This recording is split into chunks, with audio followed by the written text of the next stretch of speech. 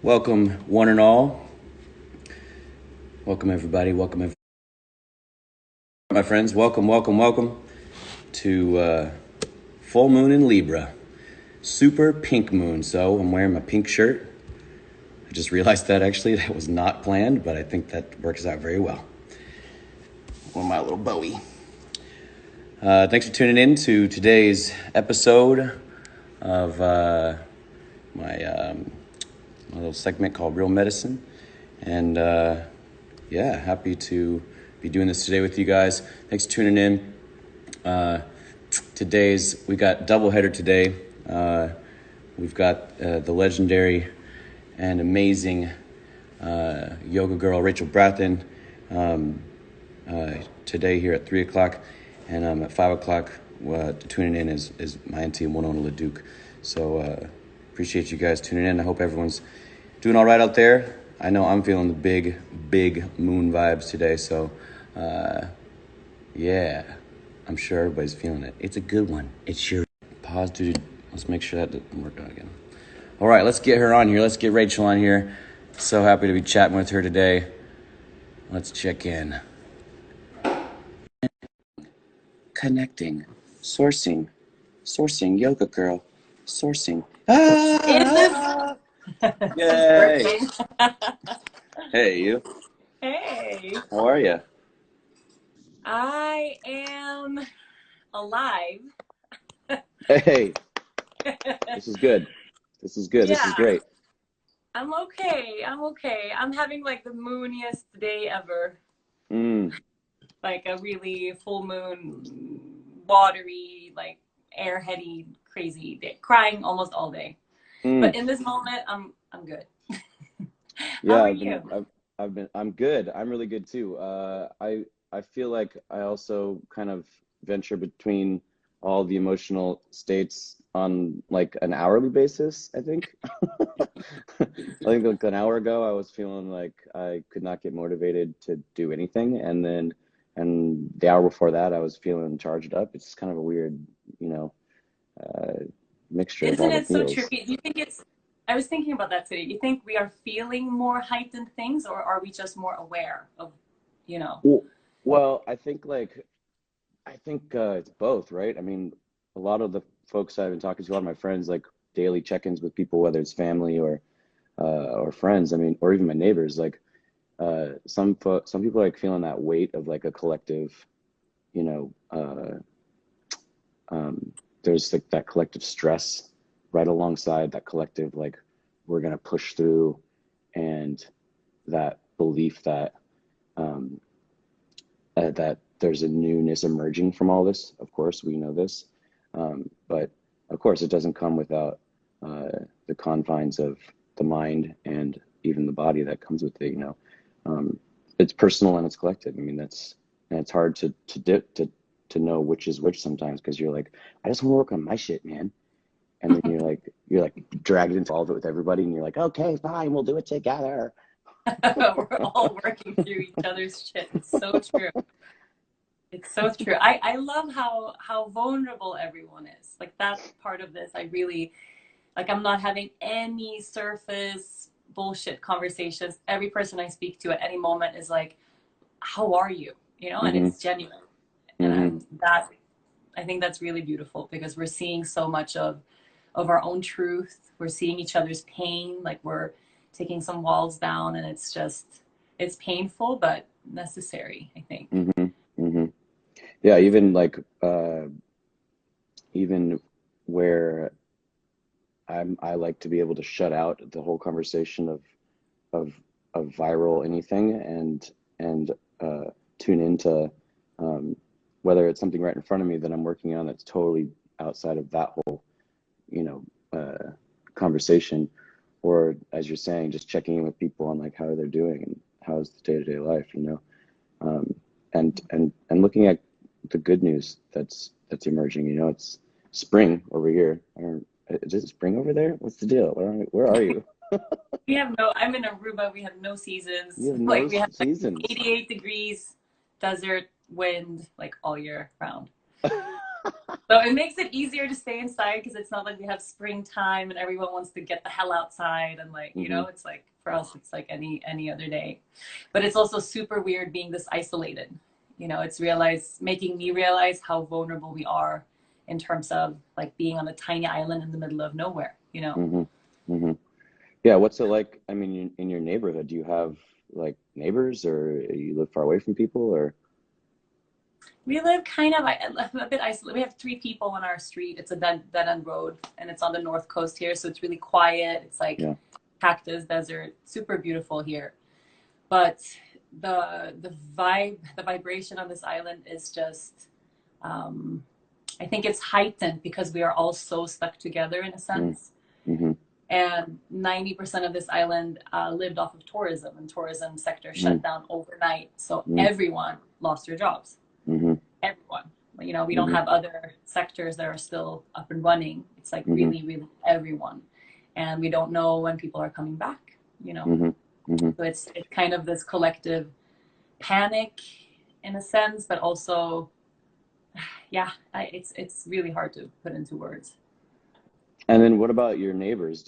Are you finding any camaraderie or like neighborly kindness? I live on a dead end street as well, but I've got maybe 20 neighbors on the street here, maybe 25 people that live on the street.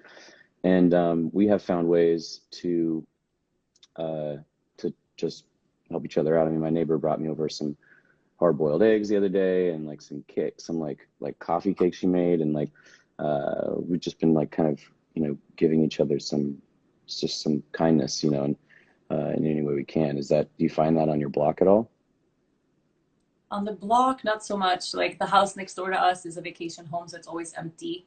Uh, And the other side, it's like a very gated space. So when we see each other in the street, it's like you wave, but we don't have that kind of close interaction. The next person is like really far away. So it's not really like Aruba is a driving island. People don't walk anywhere, bike anywhere. It's like very Caribbean, and it's yeah, we meet on the beaches and in places, and then everyone gets into their separate cars to drive to the same place. Like it's kind of it's kind of to like bizarre. go get groceries and stuff. Yeah, and we have no farmers markets. We have nothing grows here. We have no farms, no farming, no food. Yo, what? We got to get somebody on Yo, that. yeah, I've been trying. So Oh. we have a garden at our house, and Hmm. I've been talking about it for so long. Like, what if there's a natural disaster and the U.S. stops exporting goods here? Like, Sure. how will we eat? You know, we can eat, Right. we can fish and eat cactus. Like that's it. And everyone's like, yeah, that will never happen. And now the time has come. You know, like Time has we come to still eat have food, cactus. but maybe. Like I'm researching that shit. Like I'm kind of like I'm not a doomsday prepper, but I've learned you can drink the water from a pool in case they shut your water off, which is if you have like a purifier. Like I've learned things that I've Googled things I never thought I would ever Google. Right. Yeah. Oh man. How is it in your community then and within your business? Like uh I saw that you're doing a 30-day challenge with people. I mean, obviously you're so good at engaging people and being creative with keeping people in their hearts and in their bodies um and are you able to receive that as well, like from your, offering this to people, this 30-day challenge, which I wanted to ask you about. Um, and does that feed you as well? Yeah, and I mean it's helping me. Like it gives me a reason to get up in the morning. You Hmm. know, like we had that first kind of bad couple of days, and my immediate response was like we gotta stick together. You know, like I'm on Hmm. this island, my whole community is so spread out over the world. So we decided to make all the yoga and meditation videos on yogagirl.com free for everyone for 30 days, which was like a panic from my my little team. Was like, how are we going to make that? Like, Right. we might go under. Right. And it was this collective trust of like, we'll receive something back if we offer that gift. And now every Hmm. morning I wake up, I put makeup on. I'm not in my PJs all day. Like I'm like on this camera setup every morning, Right. teaching a live meditation, like, good morning, everybody. Like, so it's giving me purpose too. Like, and I would be depressed, I think, without it. Yeah. Like if I was in my PJs all day without a reason to, pretend Yep. I'm going to work. Yo, I feel that though. Like How are you doing that? Yeah. yo, it's kind of crazy because like all of my income, essentially comes from live performances. Yeah. And, and so I've had everything pushed to August at least now. And so on one hand, I'm like rejoicing because I never get to be home during the spring or the summer. And so I get to watch life change before my eyes here. But on the other hand, I'm like, oh man, like, there, there's this feeling of what am I going to do at the same time? But what I found to be sort of like a saving moment too is the fact that like I'm like way busier at home right now than I ever was on tour. What are you doing? Like, what are you, Well, okay, do so you have a structure? yeah, like I feel like in the last couple of weeks I've finally gotten into like this like ritual of structure and stuff, and like uh and I'm finding like that moment where like I get ready for the day and I get on the thing, I'm like, cause like, look, I'm very ready today. Like I dressed up for you, I got my Bowie on and like, It looked great. and, I've been doing these like Sunday services, which have been just so fun for me to perform for people in this like format where it's like church vibes, and I look forward to it and I prepare for it. It takes me like most of Saturday to sort of organize what I'm going to play and so that's kind of like, and then all these other things come in of because everybody's on freaking Zoom these days. Everyone, yeah. And so we're doing all that stuff, but the ritual of my day has been really great. Actually, I've been doing yoga every damn day. Look at Which that. it's new for me because I was like doing it, but I wasn't like doing it at a specific time. And now that I have a specific time, the Sagittarius moon in me is just like, yes, structure. And so I get But up. doesn't it make a difference though? That kind of structure? Yeah, I'm gonna come out of Like, this quarantine with like quarantine bod. yeah. My The good quarantine one. thought is mostly baked goods and wine. So, but it's okay because we can balance that out between each other. Yeah. Okay. Yeah. Well, You'll you come also out like like ripped, and I'm like, I'm baking my way through this quarantine right now. Okay. That's you my gotta start way. posting like whatever you're baking. Like today's baking with Rachel is Um, whatever it is. Your Whatever it baking is. show. Yeah. Your baking show is next. I mean, I'm still practicing. It's just I found that, I have realized, and I've always known this, but I've realized on a very deep core level how hard it is for me to be still.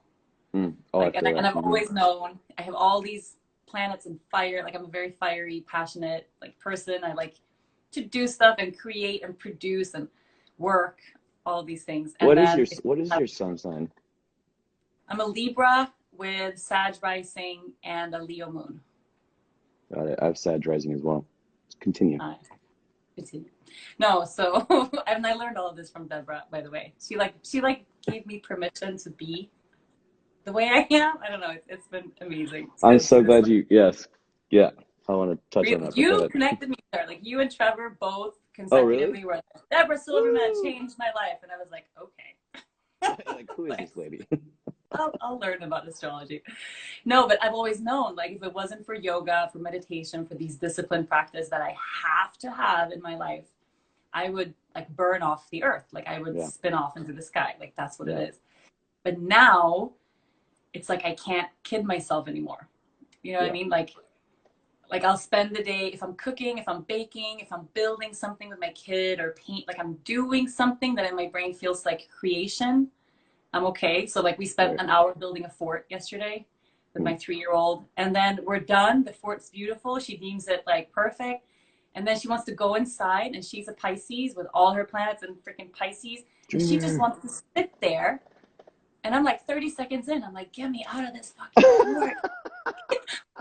Like, what? Why are we just sitting here? She's like, shh, shh. I'm like, it's quiet time. Yeah. And I'm just faced with the fact that like it's very hard for me to be still. Yeah. Well, isn't that amazing though? She's teaching you to be still, I suppose. Hey, in so many ways. Man. Yeah, it's trippy. It's trippy. She spends 2 hours a day in the bath with no toys, just A sits real there. water sign. Yeah. Wow. It's She's like, Mom, I'm here with my element. Shh. yes, And you're yes. like, oh, the And waves, we gotta she's move. she's getting into my tarot deck, and Oh, she's doing these very elaborate like tarot readings, and then I post them on Instagram sometimes. Like today, this is our cards, and today I had like 5 tarot professionals tell me that she has predicted the end of the earth. Basically, it was like a doomsday layout. Yeah. oh no. I don't know what kind of child I'm in quarantine What? with, but I'm scared. Yeah. Oh no. How are you? Are you alone? Are you like fully quarantined by yourself, or are you like in a bubble of people coming in and out? Yes and no. I mean, I have a part-time roommate. That's kind of what I call her. My sister Lena Moon. She's around here somewhere, but she lives up the road a bit, but comes over for Sunday services and sometimes reads poems and offers her wisdom. But she's like been one of my friends for like over a decade, and so we kick it hard on the weekends. But uh, I have there's like been a couple neighbors that come through, but for the most part, like I don't hang out with my adopted mom, my mom that lives right down the street here. Actually, she's like 74 years old. So and then my uncle as well is 78, and he's been dying to come over though. He's like, I want to come listen to Sunday services live, and I was like, nope, sorry, I'm not gonna. I was like, I'm not gonna be the one that does whatever. I was like, even if like whatever, I've been quarantined for almost a month now, you know. And yeah, I mean, I get stir crazy though, because it's like I think about all the reasons why we're quarantined, and I go back and forth with it, you know. And thank God for local officials and leaders here in state to state that are actually doing something to create some kind of solution, you know, in the future. Um, but yeah, I get stir crazy, but I also really love being by myself. And where I live, I'm really grateful for the nature that I do live in, so that I can, when I do feel crazy, I can just go out and hug a tree or something, you know, And do you ever go into the and forest and like cry into the tree. yeah, yeah, you do. Admit it. Of course you do. You gotta. Yo, You have to. I was loving your post about you just like, here I am washing the dishes and I'm just crying. And you know, that's just how it is right now. And I was like, yeah, I feel you, man. Dude, everyone relates to that because it's like we're doing the dishes and crying, and then the next moment we're like happy and listening to Yeah, music and it's fine. And then you remember why you're at home right now, and then you're yeah. like, ugh. Yeah, or you're watching like something like the other day I was watching The Emperor's New Groove again, like for the 50 millionth time, and What? I'm The Emperor's New Groove. I don't know what that is. It's What am fine. I missing? It's a cartoon. It's one of the best Disney movies out there. But that's the point. Here I am crying to this movie, and I'm like, oh yeah, oh yeah, I'm a little sensitive right now. Hmm. Oh yeah, and it's like you're just like, okay, this is just how it is, and you're feeling, and this is your moon, I guess too, huh? This is your Libra full moon. Yes. Yeah. Yeah. Yeah. I can blame the moon. I can't really. We can't. I don't know. I blame all of our collective childhood trauma being triggered by this wave of whatever we need to get everything out of the way. Like I Hmm. really think this is like the darkest night of the soul collectively for all of us, and we have to believe that there's some kind of rebirth on the other end, or why else? Like, what's Hmm. your prediction? My prediction? Yeah, tell me. Can Ooh. you tell me like what you think? We should start a bet. Like we should gamble on this. Yo. Everyone, puts like a date. Put some Okay, money let's see. down. I mean, I have some predictions and they go back and forth like daily, right? But I mean, um, I, I, on one spectrum of my Aquarius, like I lean way into like conspiracies, and then on the other spectrum of my Cancer, where I'm just like, I'm so, I'm so, I so much believe in the collective, and I so much believe in our ability to change the narrative, where I could easily see how, um, big picture, they fully understand that 1%, the top of the triangle. They fully understand how conditioned we have become and exactly the steps that it will happen towards our complete individual breakdown, where they tell us, you know, XYZ has happened, whether it's a terrorist attack or a new enemy that's foreign, you know, someone that has, you know, weapons that could destroy all of us, or a virus, you know. Now, I'm not saying that any of these things that they are saying have no truth to them, but I'm always remembering that there is other agendas going on, you know, within the story, with the narrative they're spinning. So while, yes, there is this impending or current threat that is going on, I'm well aware that there's an agenda or multiple agendas that are going underneath. And the thing that I think's wrong with the conspiracy side of things is that it fails to show us what it fails to remind us of our individual power and our collective power, which is what our work is. We are here to continue to remind people that we do have the ability to change the narrative, that we do have the power sourced from nature and has happened, whether it's a terrorist attack or a new enemy that's foreign, you know, someone that has, you know, weapons that could destroy all of us, or a virus, you know. Now, I'm not saying that any of these things that they are saying have no truth to them, but I'm always remembering that there is other agendas going on, you know, within the story, with the narrative they're spinning. So while, yes, there is this impending or current threat that is going on, I'm well aware that there's an agenda or multiple agendas that are going underneath. And the thing that I think's wrong with the conspiracy side of things is that it fails to show us what it fails to remind us of our individual power and our collective power, which is what our work is. We are here to continue to remind people that we do have the ability to change the narrative, that we do have the power sourced from nature and from this dimension, this frequency that we are existing in, and our potential as human beings, as we access more and more of our brains, that we can change the narrative. So, and that we can fucking build a world that can coexist and can be something beautiful for our children's children's children and for all of the rest of creation. Like, it's totally possible. Do I wonder if it's going to happen in our lifetime? I don't fucking know, man. Yeah, it depends on what moment of the day you ask me.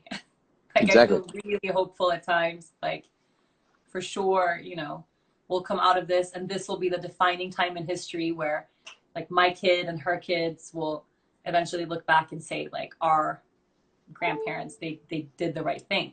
Mm-hmm. Right? We had this upheaval of everything. Like, this was the great collapse of this structure that wasn't working.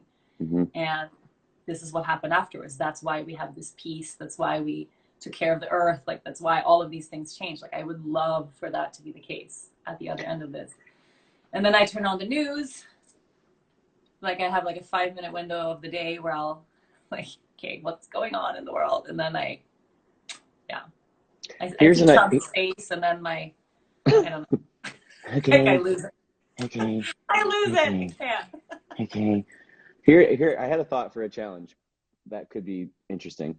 You know, because I think a lot of people are wondering, you know, are we just going to go back to the same shit, you know, the same structure, you know, some kind of like moderate approach to rebuilding the world.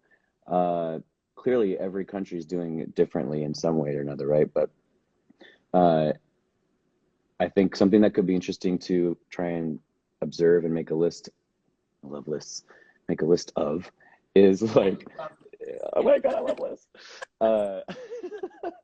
We can make a list of all the things. Wait, I can start one right now. Do you want me to start one right now? Just get a title going. We just need this is the title. We need to figure out an abbreviated version of this, but the sacred list of things that did not go back to the way they were. Okay. Because, it's like that, there's going to be a lot of stuff that sort of, has to sort of exist until, this is the thing, there's stuff that has to happen in increments where we can't just totally throw out capitalism in a sense, because we don't have something different to put there really. Like you and I might say, well, we could work off of barter, or we could do, currency could be rice. I don't know. It's like until we're fully prepared to install this other form of society, I think we're gonna have to slowly be integrating these things. I mean, gosh, we've seen. I just said gosh, we've seen a lot of change. Gosh darn it, we have seen some changes in the last 10 years, and I'd say we're getting closer every generation. Wouldn't you say that, Rachel? Gosh darn it. Oh my God. No, I mean, I'm thinking about it from another viewpoint. I think a more individual, because if you get into the societal structure that brought us to this place, how do we dismantle that? How do we change that? How do we elect better leaders? How do we It's for me, it's too big. Like it's too big for me to wrap my head around. Like I need action steps that I can take today, something I can do. And the way, or what's really landing in me when I contemplate this is our individual traumas, really our individual wounds, the many things that happen to us, ancestral wounds, like that we may or may not have the support and the ability to heal in this lifetime.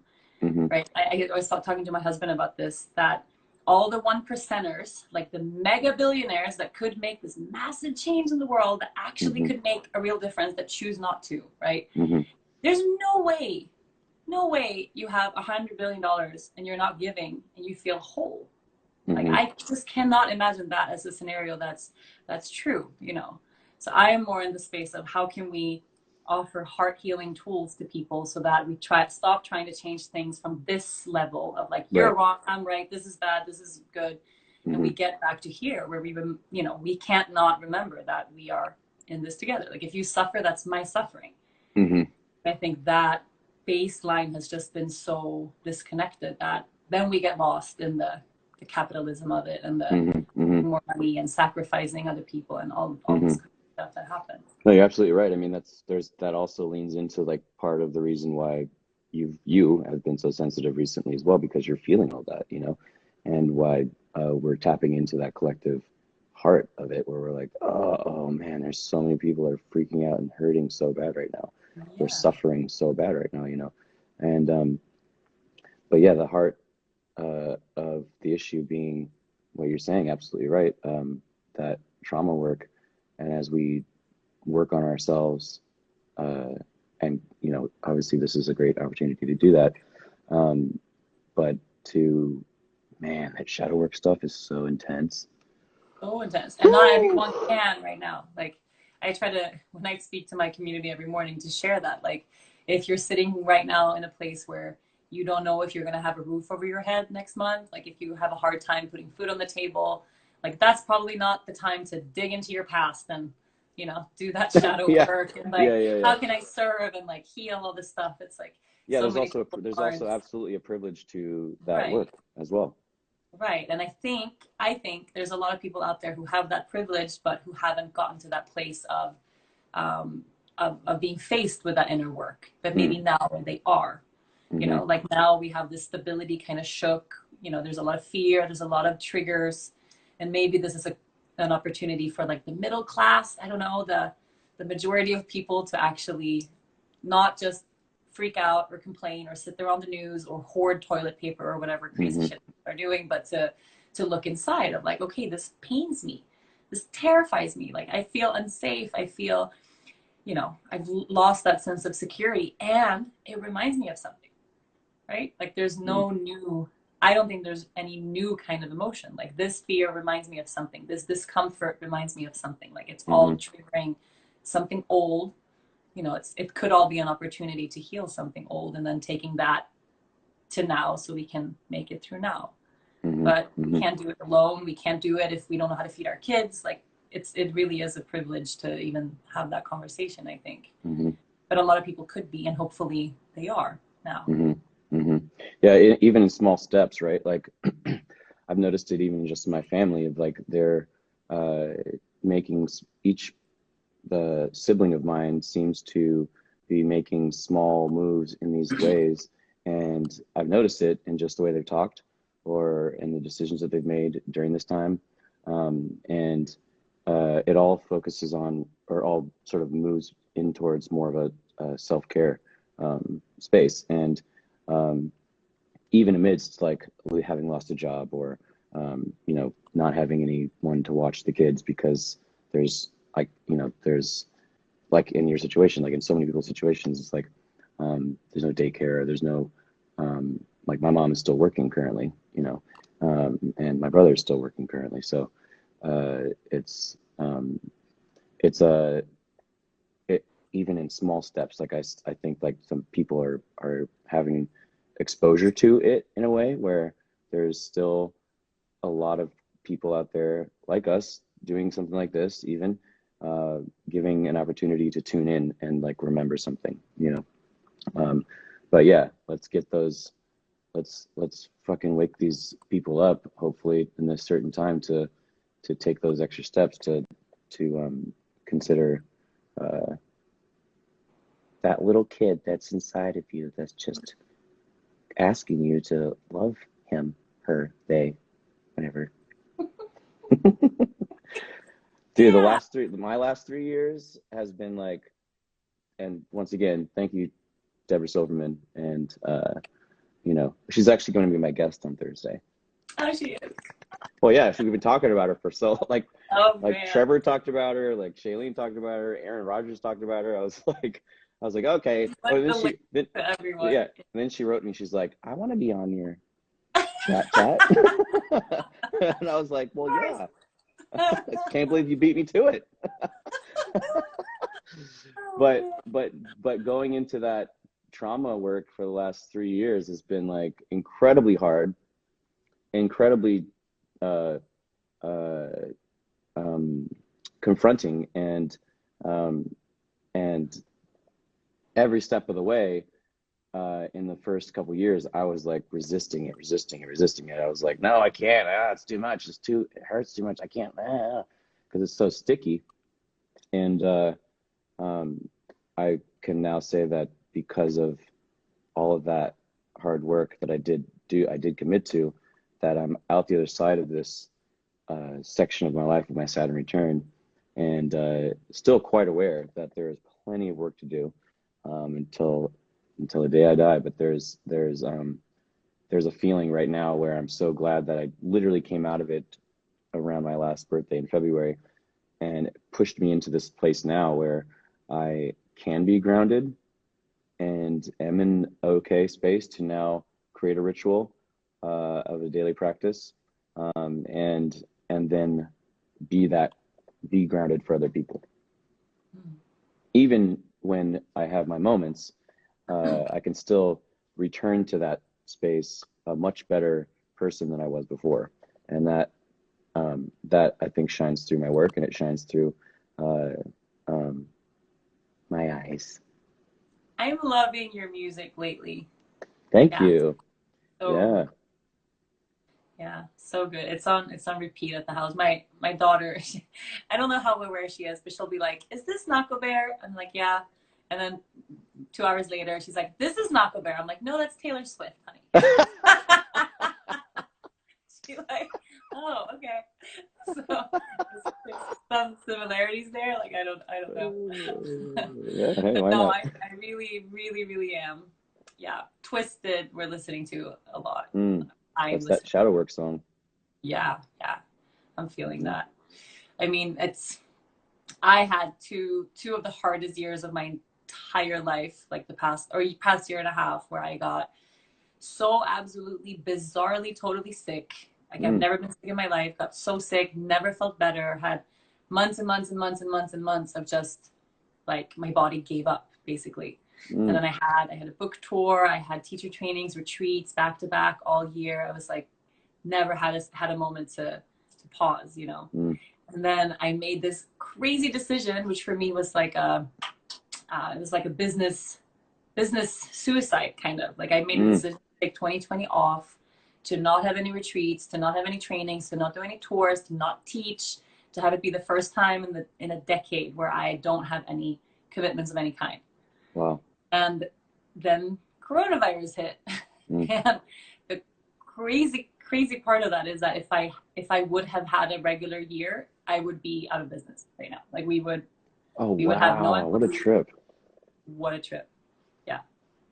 Yeah. Overnight that would have happened. Yeah. Because we sell out our groups and, you know, in-person experiences, like wow. 18%, you know? Wow. Creator was looking out for you though. And it took me a really long time to even, to even appreciate it. It was just so bizarre. It was like, how is this? Yeah. And that's also like, we got to have some kind of faith that spirit has our back, even in the hardest moments. So when I have a really hard day, I remind myself of that. Like out of all the places I could have been, I am so lucky right now that this is my reality and not like this was my year of rest. Yeah. And then I'm home complaining because I can't rest because I want to go out. It's so bizarre. The whole thing is like, it's wild. Well, I'm glad to hear that though. It's, what would we do without you? We don't even know, you know? I don't know. But you're teaching us to take care of ourselves in a better way. So, you know, we're here. Thank you. Yeah. Like, thank you so much for hanging out and chatting with me today. I really appreciate you taking that time. Thank you. Hey, can I bring my daughter in so she can say hi? Absolutely. Oh my gosh, she's gonna lose her mind. I'm gonna tell your daughter it's Taylor Swift though. If she calls you Taylor Swift, I will die and I will like forever look back at this moment. Are you here? Okay. Hey, you want to say hi to someone? You want to say hi? Hi. Who's that? It's me. It's the bear. Hi, honey. How are you? Isn't it exciting? You know that? What's his name? Nahko. Nahko bear. Yeah, look at your dimples. Look, I got dimples too. Look. Look, he has dimples too. Okay. Oh, good to see you, sweetheart. Thanks for having me on the show. Yeah, you're so welcome. Thanks for chatting. Love you guys so much, and be in our prayers, and look forward to checking with you guys soon. Thank you, Bear. And don't forget our list. What? I'm gonna post that list right now. Yeah. Okay, let's cool. get on it. Love you. All right, bye, loves. Ciao. Hi, honey. Bye. Bye. Ciao.